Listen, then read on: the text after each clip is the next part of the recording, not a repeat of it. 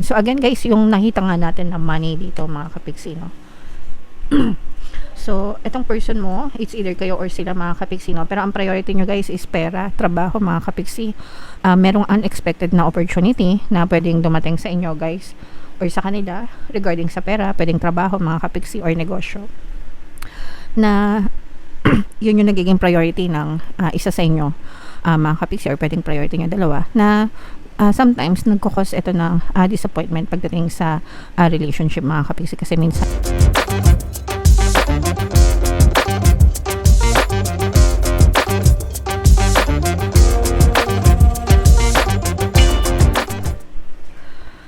Hello guys, hello Sagittarius, welcome back to Pinoy Pixie Tarot. Ang pamagat ng episode natin for tonight is Silip sa Pag-ibig Kapalaran para ngayong May para sa Sagittarius, Sun, Moon, Rising, Sign, and Venus.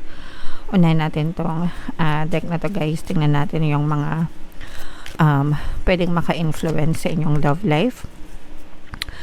By the way, kapag love reading mga kapiksi, pwede ma-pick up yung energy nyo, pwede ma-pick up yung energy ng person nyo, pwede magkabaliktad yung roles guys. If in case hindi kayo naka-resonate, try nyo panoorin yung video dun sa zodiac sign ng person nyo, baka nandun yung energy nyo. Okay? Alright. Sa mga naghahanap guys ng pampaswerte, charms, bracelet, lucky charms, check nyo yung mga products sa description box guys. Aventurine at saka Citrine yung pinaka the best guys para sa pag-attract ng money. So ito yung mga naka-influence sa love life nyo mga kapiksi. Pwedeng positive, pwedeng negative way, pero titingnan natin mamaya dito sa spread natin. Pwedeng she yung relationship nyo, pwedeng he mga kapiksi. Mayroon tayong blonde female na energy dito, ibig sabihin pwedeng may kulay yung buhok, pwedeng artificial or pwedeng blonde talaga guys na Caucasian, ibang lahi, no? Baka ibang lahi yung person mo or ikaw, kaya meron gantong kasing energy.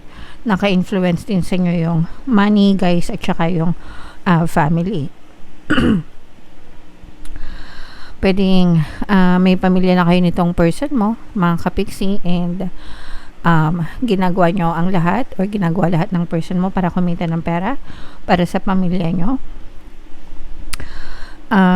guys. So pwedeng nakaka-influensya siya sa relationship nyo mga kapiksi. Again, it's either in a negative or positive way, pero titingnan natin mamaya kung paano ito nakaka-influence if ever man na lumabas sa spread natin mga kapiksi. Okay? Alright, so comment down below guys if feeling nyo naka-resonate kayo dyan. Tingnan natin yung ganap sa love life nyo mga kapiksi. Shuffle ko to. Habang sinashuffle ko to, panoorin nyo muna yung video natin regarding sa ating paano mag-manifest ng abundance video course. Kapiksi, sawa ka na ba sa mga struggles at hirap sa buhay mo? Masipag ka ba at masikap sa buhay ngunit hindi ka pa rin umaasenso? Ilang beses ka na bang nag-attempt mag-negosyo at mag-invest pero palagi ka pa rin nalulugi? Sa pagkakataon na ito ay maaaring may subconscious beliefs ka na nagiging balakid sa iyong pag-unlad at pagyaman. Introducing, paano mag-manifest ng abundance video course. Dito ay matututunan mong ma-overcome ang mga balakid mo para tuluyan ka ng umunlad, umasenso, sumagana, maging matagumpay, successful at maswerte sa iyong kabuhayan, pera, trabaho, negosyo, salapi at kaperahan ng bonggang-bongga. Dali, mag-send na ng email sa pinoypixietarot@gmail.com at simulan na ang iyong pagyaman ngayon. Alright, so sa lahat ng gusto mag-avail ng course guys, naka-flash sa screen nyo. Una, meron tayong paano mag-manifest ng abundance video course. Meron din tayong paano mawala ang third party at magkaroon ng harmonious na relationship. And meron din tayong paano pabalikin si ex, revise breakup. So sa mga interesado guys, mag-send lang kayo ng email sa pinoypixietarot@gmail.com. Okay, so latag natin yung spread. Ito yung ating love energy mga kapiksi, and Sagittarius kayo ay represent ng Queen of Wands sa ating spread. So latag natin guys. And by the way mga kapiksi, no, kagaya nga ng sabi ko sa mga naghahanap ng mga lucky charms, lucky bracelet, lucky crystals, pang-attract ng swerte, abundance, wealth, money, pwede nyo i-check yung mga products sa description box guys. So dito mayroong presence ng water sign, Cancer, Pisces, Scorpio at saka earth signs, Capricorn, Taurus, Virgo. For some of you, pwedeng may ganyan kayo sa inyong natal chart, or you may be dealing with other signs na ganyan, or baka ganyan yung ano nila, zodiac sign. So again guys, yung nakita nga natin na money dito mga kapiksi, no? So etong person mo, it's either kayo or sila mga kapiksi, no? Pero ang priority nyo guys is pera, trabaho mga kapiksi.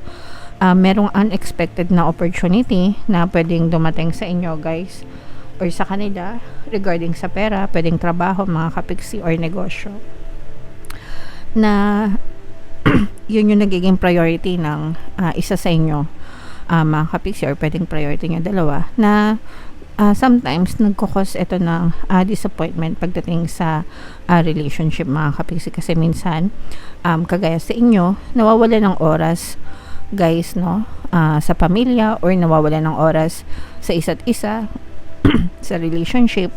Puro financial status yung iniisip, na nakakalimutan na yung emotional status ng bawat isa, and nagkakos din yan ng mga doubts and fears mga kapiksi, no? Kasi yung isa sa inyo, so assume natin na yung person mo very goal driven siya mga kapiksi, and gusto niya na maging successful, gusto niya maging matagumpay sa kanyang ambisyon. Mataas ang ambisyon nitong person na to mga kapiksi. Meron siyang goal, very goal driven siya guys. And yun yung priority niya. And kayo naman, kahit na alam nyo yun mga kapiksi, hindi nyo pa rin maiwasan na hindi magduda dun sa person nyo. So imbis na paniwalaan mo na busy siya sa trabaho niya, or busy siya sa negosyo niya, nadadagdagan pa yun ng iba-ibang klaseng duda, probably dahil na rin sa insecurity mga kapiksi, okay? And most of the time ganun naman talaga, di ba? Iniisip nyo na baka may iba, yung mga ganun-ganun, di ba? So especially kung medyo meron kayong disconnect sa communication, at saka kung LDR kayo. Kasi medyo mahirap yung communication sa inyong dalawa mga kapiksi, kaya nakakapag-isip kayo ng hindi maganda dun sa person nyo guys. So yun yung mga nakikita natin, lalo na guys kung magkaiba kayong lahi. Kasi parang kung magkaiba kayo ng lahi guys, parang yung person mo hindi sila masyadong emotionally attached, hindi kagaya ng mga nakasanayan nyo sa mga Pinoy, di ba? Yung lahi nila, kung ano may yung lahi nitong person mo, hindi sila ganun mga kapiksi, kaya medyo nahihirapan kayo guys, okay? So nandito na yung mga pag-aaway, pasensya na kayo guys sa boses ko, nagkakaroon kayo ng conflict, hindi kayo magkasundo mga kapiksi. Meron din kayo mga cultural difference guys, kasi nga yung iba sa inyo, sabi ko nga magkaiba ng lahi, and medyo malakas yung energy nitong mga conflict nyo sa isa't isa. Although nakikita naman natin na mahal nyo yung isa't isa, or may pagmamahal kayo sa isa't isa, pero natatabunan siya ng mga negative energy mga kapiksi. With this Wheel of Fortune energy mga kapiksi, pwede natin masabi na swerte naman kayo dito sa relationship na to, no? Kaya lang yun nga, kasi natatabunan kayo ng mga negative thoughts and assumptions dun sa person nyo guys, kaya hindi nyo nakikita, or hindi nyo actually nararamdaman yung pagmamahal niya sa'yo. Siguro hindi niya to ina-express, hindi niya to sinasabi sa inyo, kaya natatabunan yung love mga kapiksi, natatabunan ng conflict, natatabunan ng doubts and fears, okay? So pagdating sa fears guys, and pagdating sa doubts, di ba, yung palagi ko sinishare sa inyo yung quote ni Frank Herbert. Siya yung author ng Dune. Sabi niya, I must not fear. Fear is the mind killer. It's a little death that brings obliteration. So ibig sabihin nun, yung pangarap na, yung fear, yung takot, yun yung pumapatay sa mga pangarap natin guys. Pangarap natin na umundad, pangarap na umasenso, pangarap na magkaroon ng magandang relasyon, di ba? Anything na opposite na binigyan natin ng energy, ng power, yung fear, sisirain yan yung pangarap natin sa buhay guys. Excuse me. So, iwasan yung pagdudahan yung person nyo, mga kapiksi. Huwag kayong maghanap ng evidence. Kasi if you look for evidence, you will find evidence. Instead, be safe and secure dun sa relationship nyo, mga kapiksi. Kasi there's a lot of love here, abundance of love, pero again, no, natatabunan siya ng medyo gutom pa itong person nyo sa pera, sa success, sa tagumpay. Goal driven nga kasi, no, itong person nyo, mga kapiksi, and parang hinahabol niya yung swerte, guys. So kung ito naman ay para sa pamilya nyo, mga kapiksi, diba, we have family energy dito. Sana subukan nyo na lang intindihan, guys, no, or pag-usapan nyo na lang mabuti kaysa sa magduda kayo dun sa person nyo. Okay? Alright. So, comment down below, guys, if naka-resonate kayo. Ang hirap talaga magsalita, guys. Okay. Kailangan ko magsalabat. So, comment down below if naka-resonate kayo. Bunot lang tayo ng isa pang card para sa inyong additional na message. Action speaks louder than words. If you want to know what someone is feeling, watch what they are doing. Yeah, so sabi nga nila, action speak louder than words. Pero sometimes meron pa ring mga bagay na kailangan pag-usapan. Okay? So depende, it all depends on how you interpret, mga kapiksi, kasi lahat ng bagay binibigyan natin ng kahulugan. Tayo lang yung nagbibigay ng kahulugan doon, actually.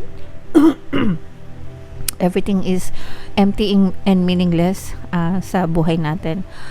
We give meaning to everything.